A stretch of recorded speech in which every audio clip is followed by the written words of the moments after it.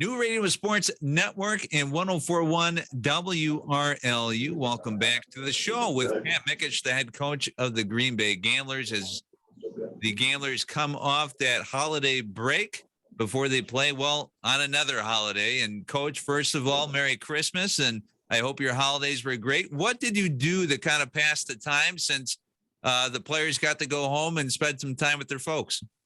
It was a lot of family time. I had, some short office days and kind of got ahead a little bit on some video and preparing for what we can do a little bit better that way, starting this next little stretch here, which will be a busy one for us. So a little bit of office time, but a lot of, the college kids were home, and it was just some family time and some nice dinners. When you took a look at the video and kind of said, okay, here's some things that we need to work on for the second half of the season, what were some of those things that really stuck out to you? Well, I think a lot of it is a game management.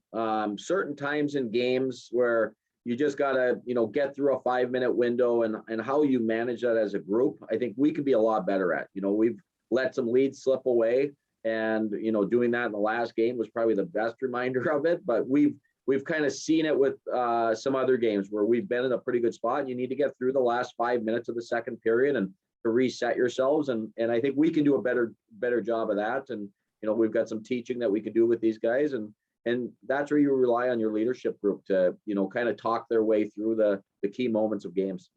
What was the highlight of this first half of the season for you as we get ready to cross into 2022 at the end of this week? Well, I think the way we responded in December after a, very disappointing November, I thought we were playing well below our expectations that month. And just that was a time of the year where, we weren't finding ways to manage those games that we talk about. And, December, it was a disappointing last game we had in our building because we were on such a good stretch. But, for the most part, it was a great response and some really good team hockey. And before we came on, we shared what was open up at our houses for Christmas, but talk about kind of a nice after Christmas present for 2-year players. Congratulations to Davey and Cameron for being selected to the 2022 BioSteel All-American game on January 17th. And we talked about this game a little bit last year because, when we think of this game, we think of the All-Star game. You obviously had some players that were playing All-Star caliber hockey, but this game is a little bit different. Can you kind of go over maybe how this is different from maybe the more traditional All-Star games that the USHL held in the past? Yeah, this is a game that it's all about the NHL top prospects. It's only American kids. So a lot of the top international or Canadian players aren't allowed to play in this game. And, and it also leaves out some of those great older players. So it's a younger all-star game, that's organized. USA Hockey does the choosing of the players, and then we'll go over. And in the past, it's been our league players versus the development program's older team. And this year they're doing the rosters mixed together. And do you think that's going to help things or hurt things a little bit as they take a look for it? Or what was the reason for the switch? You know what? USA Hockey made that decision just based on, I think, to build a game where both teams were kind of on the same playing field. Obviously, you get one practice a year ago, and then the players from our league having to play against a team that's been together for over a year and a half. You can't get yourself organized well enough to make it a great game. And so I think they feel both teams will be on the same playing field this year. And it's a great exposure for our league. It's played on the NHL network. So, it gets a lot of national attention. So I think they wanted both teams to be on the same playing field. How happy are you that Damian and Cameron were able to be selected for this game? Yeah, I thought we could have had another player for sure. But to have those two, Damon's obviously had a great season, being a top scoring defenseman in the league. And I felt he could have played in this game a year ago. So it's great for him to respond and have that opportunity. And Cam's had a great stretch for us. A young player in this league, got off to what we would consider a little bit of a slow start for the talent that he has. And now to see where his game's at, and, he's risen and obviously deserves this opportunity. Now, the Gamblers obviously no stranger to playing holiday games. The New Year's Eve game and the Thanksgiving Eve game, if you will, have been tradition since, the days I used to work for the Gamblers way back when. And I believe it was even tradition long before that. What holiday do you enjoy playing ahead of more, Thanksgiving or New Year's? The New Year's one's kind of it's always been a fun game. Everybody's kind of excited to kick off their new year, and we play it a little bit earlier, so it's kind of it's a pre-party game. I guess is probably the best way to, relate to it. But this year's a little different because we come right back and play the next day. So it'll be, our players are going to have to, get through that game, refocus, and play a different opponent on the first. And I guess for you, I mean, that's how you'd want it. Obviously, there's usually that little maybe extra energy in the building on December 31st. Do you think that kind of changes your approach a little bit at all, or is it just kind of, hey, let's treat it like a normal weekend? Yeah, I mean, we'll treat it like a normal week right now. I mean, we came back and had our first practice here on Monday, and so we get a nice little buildup that would look like a normal Friday, Saturday for us, and then a little extra excitement knowing we'll have a great crowd in here on Friday. Are you going to miss the Madison Capitals after this game? Because, I mean, you've played them a bunch recently and you won't play them again, it looks like, until about March. But you've obviously become really well acquainted with them. And what kind of things have you learned about that Madison Capitals team over these last several weeks when it seems like, it was either you were playing Madison or you weren't playing anybody? Yeah, we are very familiar with them. And it's even a team that we played in the preseason. So we've seen them enough to not like them, which is good this time of the year.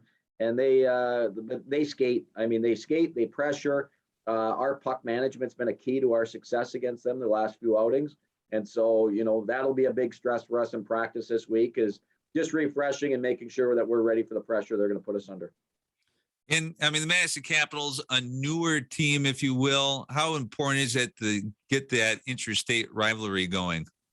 Yeah, I mean, you want to have that little rivalry, and the teams you're going to play the most are teams you're going to have to, have a little dislike for, and so that's kind of been building throughout the year, and so I'm sure they feel the same way about us, and they know that we had the success last time out here, and so I think it's going to be, on them to really come out and challenge us in our building, and like I said, if we're not prepared for it, their pressure is it's outstanding, and we got to kind of turn the page and try to do the same thing back to them.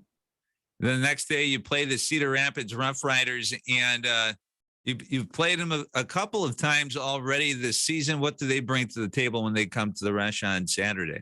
They're probably one of the most physical teams. They like to get after it. Their defense is big and strong, and our forwards are going to have to be aware that they're looking to finish and make bigger hits than some of the teams that we play against. And so it's going to be a different environment compared to what we'll see with Madison. There's going to be some open ice. There's going to be a lot of pressure into our zone, which opens up the neutral zone, and then Cedar Rapids will kind of back off in that neutral zone, and they're going to try to really clog things, and they like to live off of turnovers. And so it'll be two different games that way, an up and down fast paced one on Friday, and then a game that we're going to have to, try to make sure we establish the O-zone against Cedar Rapids, because they do not want you to, have any success coming through the middle of the ice. So we're going to have to get pucks into the O-zone and then spend time with it.